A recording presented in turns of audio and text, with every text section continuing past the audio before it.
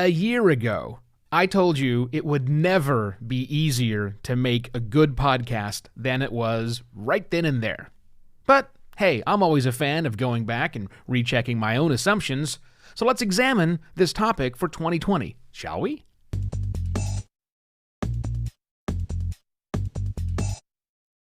Hello and welcome to another Podcast Pontifications with me, Evo Terra. It's not easy to make a good podcast. And as I said last year, it's never going to be any easier to make a good podcast. Do I think that's still the truth?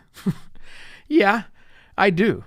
I still think it's never going to be easier to make a good podcast. Now, I suppose I could end the show right here, but I won't do that to you. Let's talk about it. Let's talk about why I mean that.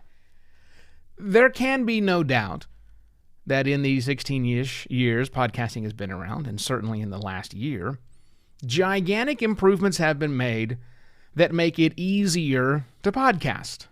Zero doubt about that. There are new tools and services coming out, what seems to be every day, all designed to make podcasting easier. And in fact, they do. It's a lot easier to record a podcast today than it was 10 years ago. It's a lot easier to post a podcast today than it was when we got started in 2004. It's a lot easier to manage your RSS feeds. We have more awareness of standards. So yeah, the process of podcasting has gotten easier and will continue to get easier over time. However, the qualification I made was that it won't be any easier to make a good podcast. Because all of those services, all of those products that we have seen are designed to eliminate the rote tasks that get in the way of just the act of podcasting. They don't necessarily make it any easier to make a good podcast. Now, there are a few exceptions to that rule. There's lots of things that get in the way of a podcast being good. Some of those are technical in nature.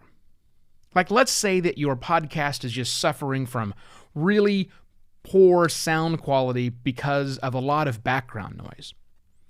Well, the good news is the software we had originally in podcasting to remove some of that background noise has improved significantly.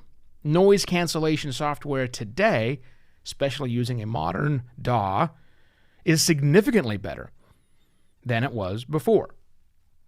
Also, it's gotten a whole lot easier to condition your room so that it doesn't have all of the background noise. You might still be recording under blankets. I'm not. I've got these fabulous auto-mute panels sitting on my wall right here, which absorb a lot of the noise that's in here. Trying to get our sound level within a show, an episode, so that the host versus the guest or actor 1 versus actor 2 are on the same level, that's been a challenge before. We had one tool called the Levelator, which is mostly gone now. It's no longer functional with most of the apps.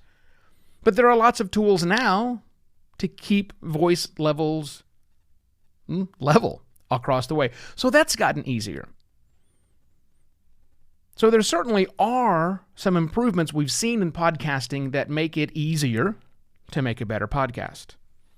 But I think everybody has this notion in their head that at some point in time in the future, you will sit down talking to a microphone and everything else will be done for you, and it's done perfectly for you. That's not going to be the case. And the reason that's not going to be the case is the same reason it wasn't the case a year ago, and that is it takes time to put together good content. Look, I don't care how clean you make the audio signal. If the content itself is boring and terrible and no one but you cares about it, I know I'm being harsh, I don't care how pristine the signal is. I just don't.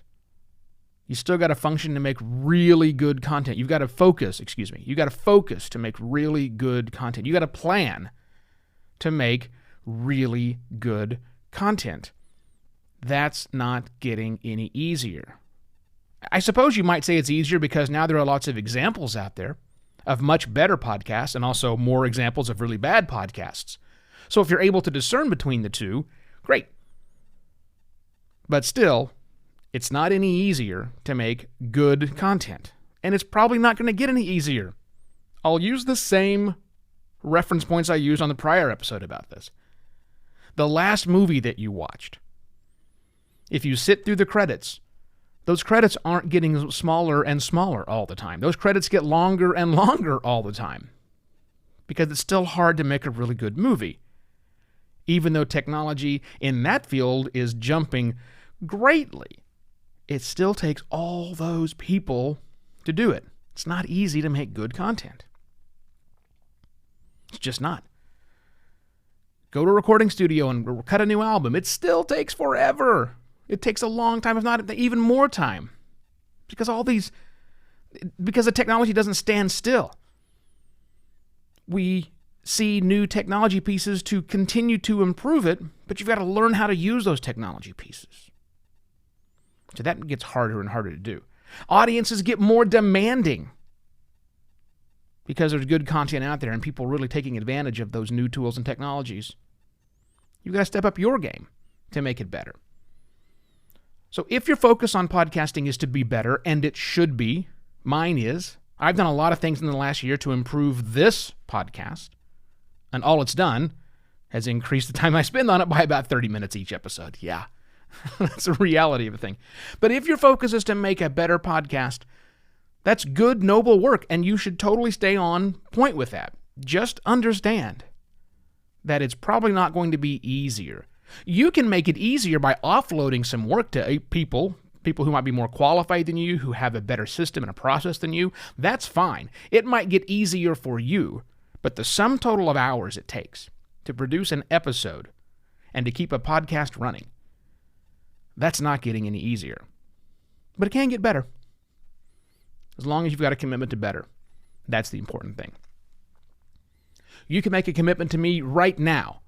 And that commitment would be to go to ratethispodcast.com/podpont, Podpont. Yeah, it's kind of nifty. Whatever service you're using, it just automatically directs you to leave the review in the right place. Because a lot of people say, which review link should I give to my listeners? Well, try ratethispodcast.com/podpont for my show and see how simple it is. Yeah. Also, you can go to buymeacoffee.com/evoterra and, buy me a coffee to show your support for the show. That's nice. I appreciate that. Buymeacoffee.com/evoterra. And if you need help with your podcasting for your business or your professional service that you run, well, that's what my firm does. We do make it easier for those types of clients to have better podcasts because we do all of the work. Yay.